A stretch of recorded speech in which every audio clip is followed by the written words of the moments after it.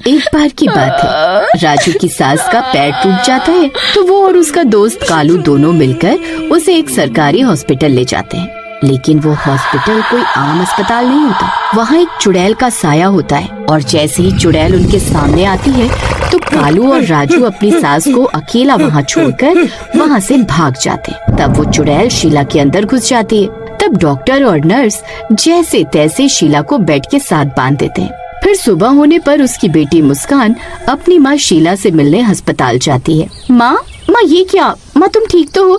इन अस्पताल वालों ने आपको बांधा क्यों हुआ है? फिर मुस्कान शीला की रस्सियों को खोलने लगती है। तभी डॉक्टर और नर्स वहाँ आते हैं। अरे बेवकूफ औरत, ये तुम क्या कर रही हो? इस औरत में चुड़ैल का साया है, इसे मत खोलो। अगर ये आजाद हो गई तो हम में से कोई नहीं बचेगा। मैं ऐसे अंधविश्वासों में विश्वास नहीं करती। ये मेरी माँ है, मैं इन्हें ऐसी हालत में छोड़कर नहीं जाऊंगी। हाँ बेटी, मुझे यहाँ से ले चल, ये डॉक्टर और नर्स मुझे मारना चाहते हैं। फिर मुस्कान डॉक्टर के लाख मना करने के बाद भी शीला को खोल देती है और अपने साथ लेकर चल देती है। अरे ये कैसे हो सकता है? जब कल रात ये पेशेंट आई थी तो इनके पैर की हड्डी टूटी हुई थी, अब तो ये बिल्कुल सही चल रही है। ये कैसे हो सकता है? फिर शीला और मुस्कान दोनों घर पहुँचते हैं। राजू और उसका दोस्त उन्हें देखकर हैरान रह जाते हैं। अरे सासू माँ, आप ठीक तो हैं? अरे नास मिटो, तुम दोनों तो मुझे वहाँ अकेला उस चुड़ैल के सामने मरने के लिए छोड़ आए थे। हमें माफ कर दो, उस चुड़ैल को देखकर हम दोनों घबरा गए थे। मुस्कान बेटी, मैं बहुत थक गई हूँ, मैं आराम करने जा रही हूँ। ठीक है माँ, मैं आपके लिए कुछ खाने को लाती हूँ। हाँ ये सही रहेगा, वैसे भी मुझे बहुत भूख लगी है। जल्दी से मेरे लिए 2 मुर्गे पका कर ला। ऐसा बोलकर शीला अपने कमरे में चली जाती है। बड़ी अजीब बात है, माँ तो शुद्ध शाकाहारी हैं, तो फिर आज ये मुर्गा खाने की बात कैसे बोल सकती हैं? मुझे कुछ ठीक नहीं लग रहा मुस्कान। हम दोनों ने अपनी आँखों से अस्पताल में उस चुड़ैल को देखा था। वो माँ जी के बिल्कुल सामने खड़ी थी, फिर भी माँ जी बच कैसे गई? अजी आप भी कैसी बातें करते हैं? ये सब गाँव वालों की अफवाहें, भूत चुड़ैल कुछ नहीं होते। अरे नहीं भाभी, राजू ठीक कह रहा है। हमने कल रात अपनी आँखों से उस चुड़ैल को देखा है। मुस्कान उनकी एक नहीं सुनती और किचन की ओर चली जाती है। फिर थोड़ी देर में शाम हो जाती है और वो डॉक्टर और नर्स राजू के घर के पास पहुंचकर खिड़की से ताक झांक करने लगते हैं। अरे डॉक्टर साहब, आप यहाँ? आप खिड़की से क्या झांक रहे हैं? घर के अंदर आइए। नहीं, मैं अंदर नहीं आने वाला। वो लड़की अपनी माँ को लेकर इसी एड्रेस पर आई है। अब रात भी होने वाली है और वो औरत जरूर अपने असली रूप में आने वाली होगी। तुम दोनों को उसे बांधना होगा, नहीं तो आज रात गांव में कोई नहीं बचेगा। अरे राजू भाई, डॉक्टर साहब सही कह रहे हैं। चलो अभी चलकर तुम्हारी सास को रस्सियों से बांध देते हैं। फिर वो दोनों दबे पांव धीरे धीरे शीला के कमरे में जाते हैं। शीला सो रही होती है। कालू भाई, यही सही मौका है। चलो तुम इसके पैर पकड़ो, मैं इसके हाथ बांधता हूँ। फिर वो दोनों शीला को बांधने लगते हैं। तभी उसकी नींद खुल जाती है। अरे नास बिटो, ये क्या कर रहे हो? छोड़ो मुझे, छोड़ो, मैंने कहा छोड़ो मुझे। तभी अपनी माँ के चिल्लाने की आवाज सुनकर मुस्कान वहाँ पहुँच जाती है। अरे मर गई रे! हे भगवान, आप दोनों मेरी माँ के साथ क्या कर रहे हो? हटिए वहाँ से, हटिए। मेरी माँ कोई पागल नहीं है जो आप उन्हें रस्सियों से बांध कर रखना चाहते हैं।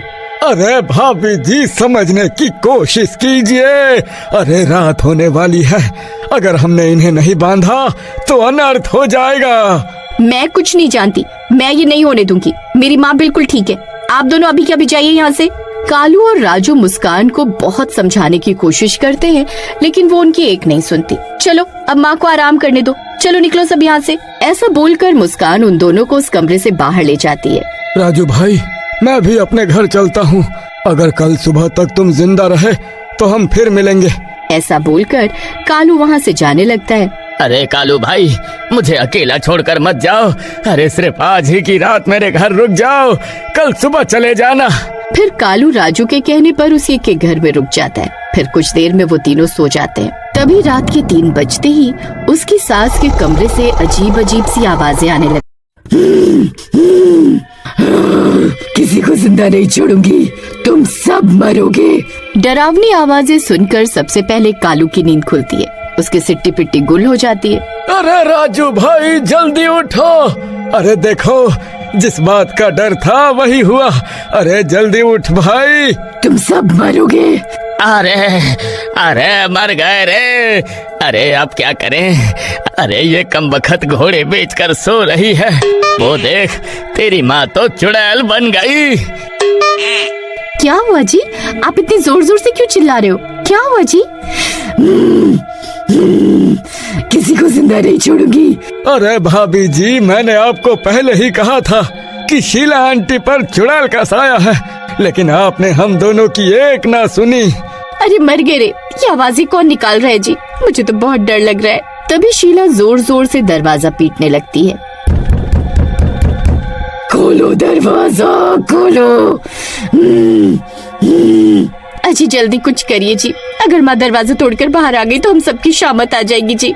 तभी शीला दरवाजा तोड़कर बाहर आ जाती है।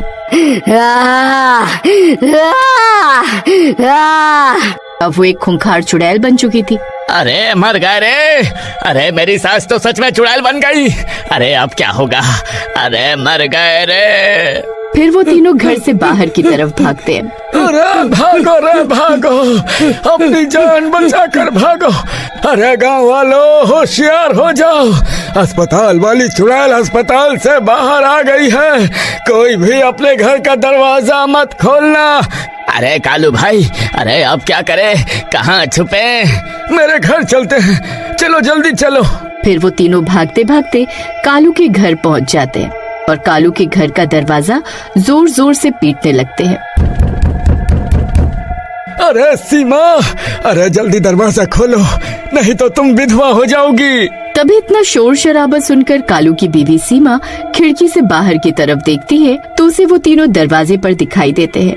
अरे भगवान, खिड़की से क्या झांक रही हो? अरे मैं हूँ, जल्दी दरवाजा खोलो।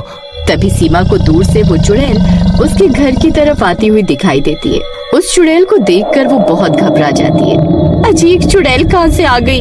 अरे कमबख्त, दरवाजा खोल, नहीं तो यह चुड़ैल हमें जिंदा खा जाएगी। नहीं जी, अगर मैंने दरवाजा खोला तो ये आप तीनों के साथ साथ अंदर आ जाएगी घर के। मैं दरवाजा नहीं खोलूंगी। अरे मर गए रे। अरे कालू भाई, तुम्हारी बीवी तो धोखेबाज निकली।